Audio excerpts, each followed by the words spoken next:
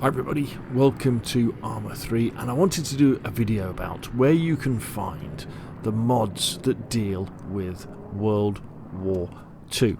So we're going to be having the Arma 3 creator DLC Spearhead 1944 coming out soon, or it may even already be out by the time you watch this video. In this case, this video will be more about where are there other DLCs or mods for World War II.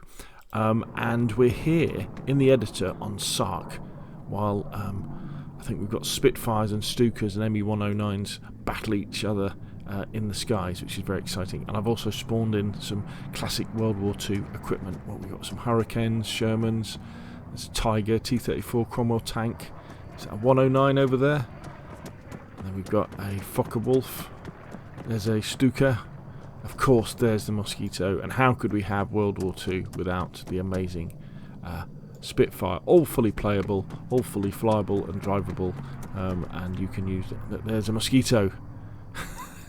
How cool is that? So, how can you find all this stuff? Well, it's very easy.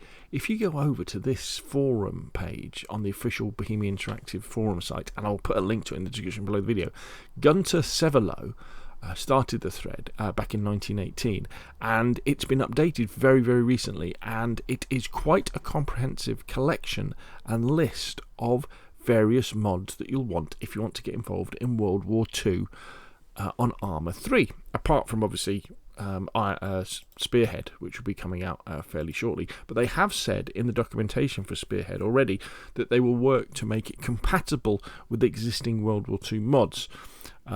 Because I'd imagine, they're not going to have all the models that we would want, and so by making it compatible with these, we can make sure that they're all in there. So the core kind of mods you'll definitely be downloading are things like Ironfront 3 all-in-one, the mission packs for Ironfront, Faces of War, Battle of Normandy, that sort of thing. And what you'll find is as you go through this list and download the conversion mods and the single-player, multiplayer campaigns, is the core of it. These particular campaigns and missions will have dependencies, and those dependencies will then, force you, if you like, to download the other mods that you need. Bear in mind that some of these are quite old, and parts of them might not work anymore, but in general, they're pretty cool and an excellent thing to try out before we get the official creator DLC Spearhead 1944. I'll also put a link to a couple of aircraft mods. There's the 7Y Assets World War II, that's the one that's got the Spitfire in it, and the Flying Legends mod as well, which has like the Mosquito, the Hurricane, and a few others, because some of those might not be in Ironfront or Faces of War either. So I'm in the edit here, and you can jump into a tank or an aeroplane and fly it around and have some fun. And look at that, how cool is that? But let's quickly just jump out of here, and let's quit from here so I can just kind of show you where some of the things are. As you can see, I've got the mods loaded up, so Faces of War has replaced my splash screen. So if we go into single player campaigns, we can see we've got the Battle of Normandy up here. If we come back in the showcases, you got the Ironfront Scenarios pack, which are there, so you can work your way through those ones. Now the tank showcase I couldn't get to work. The United Kingdom showcase I could. The airdrop I haven't tried yet. And then we've got scenarios, and so we've got Faces of War scenarios there. So we've got Red Beach 1, Operation Mercury, and remember, some of them may work, some of them might not work. And then as you download different scenarios, you kind of find them in this part here.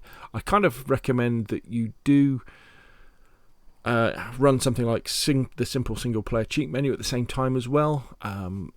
Most Arma 3 single player and co-op missions are better on the second, third and fourth playthrough when you actually know what you're meant to be doing, because they can be quite confusing the first time around. So play through it like with invincibility on, and then you'll be ready for the next playthrough when you can make it much harder and more realistic, and maybe even include something like the SOG AI mod so that you can command your squad with you a little bit better. And it just really, there's some really cool stuff here, and it is whetting our appetite for the creator DLC Spearhead 1944, which at the time of recording this video, I don't know when it's out, but it's out sometime this year. If it's out already, we'll know how good it is. But what's very exciting is that in the notes, in the release notes, they are saying that this will have content on a scale never seen before. And remember, we've had the amazing Prairie Fire Vietnam DLC, so they're saying it's going to be bigger than that.